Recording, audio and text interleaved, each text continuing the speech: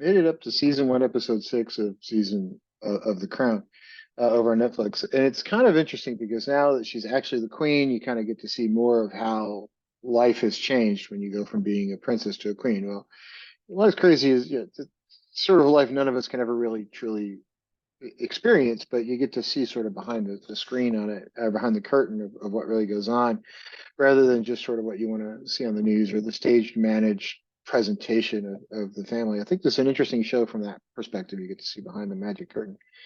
And one of the things that, I don't know how historically accurate it was, but I can imagine it was probably close, was that the queen's sister was clearly jealous of all the attention the queen gets. You know, she wanted to be in the spotlight. She wanted to be known. She wanted to be heard. And here she is, like, okay, you've got the brightest spotlight on the planet on your sister, and nobody gives a crap about what you have to say or do. I kind of understand that.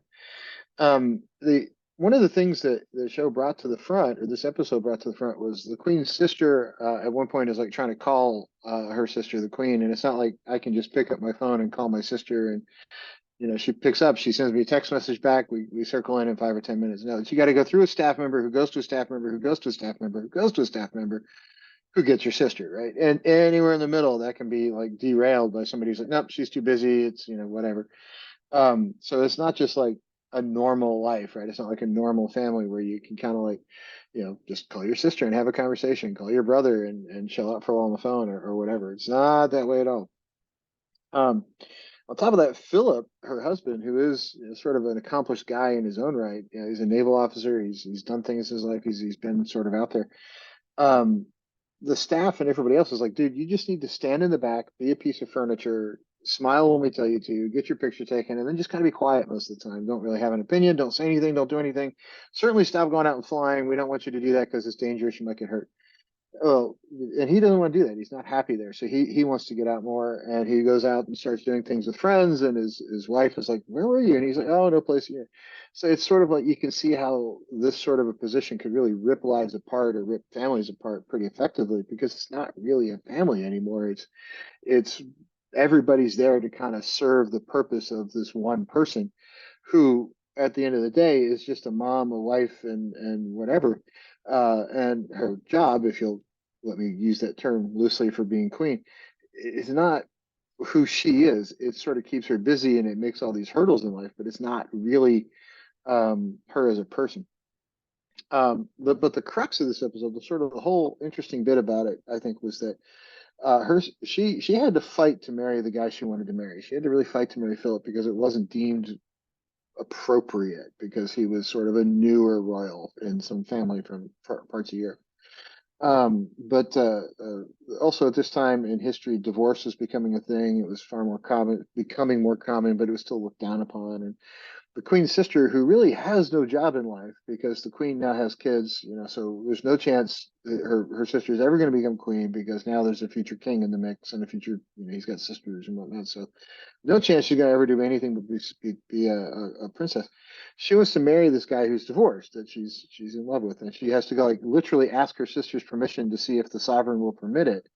And the sovereign is like, well, I don't really, I don't know, he's divorced. Can we do that? So there's like this whole background of can they permit it? Can they not permit it? The sister's 23, and up until age 25, she has to ask. And it's a scandal that she might marry a guy who's divorced, and the royal family would have this divorcee in it. Imagine that, right? Because now we have a king, or England has a king who's divorced. But then it was a different world. So everybody kind of said, nope, you two can't get married yet. And by the way, we're going to send him on some overseas position for 2 years, and you can't go with him because bad press. Right. So here's this guy she wants to marry, she's in love with, and they're like, nope, sorry, he's going there. You're staying here. Tough crap.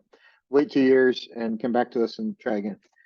Um, but interestingly, the early on in the episode, we saw the queen's sister clearly jealous, but towards the end, Margaret, her queen's sister, is actually kind of pressing the queen, going, "Oh, you're just jealous of all the positive press he and I are getting because they were getting a lot of press attention, and you're jealous of all the attention." And the queen's like, "What are you talking about me?" So the sister is clearly projecting a little bit on the queen. But the thing that got me about the discussion between even the princess and Philip, or I'm sorry, the queen and Philip, and the staff, and even the prime minister weighs in, is there's really a lot more concern about the news and the press coverage than there is about Princess Margaret and this guy, right? So I would think any family would kind of want to see their family members happy. I think.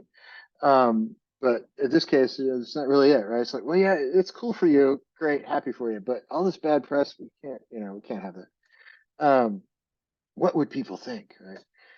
So I don't know. I find it interesting that at least in the time period of this episode, things are a lot different than they are today, and we've come a long way, and hopefully nothing like this would occur now. But it was kind of interesting to me to kind of watch. So enjoy the episode. We'll plow into more of them in the future.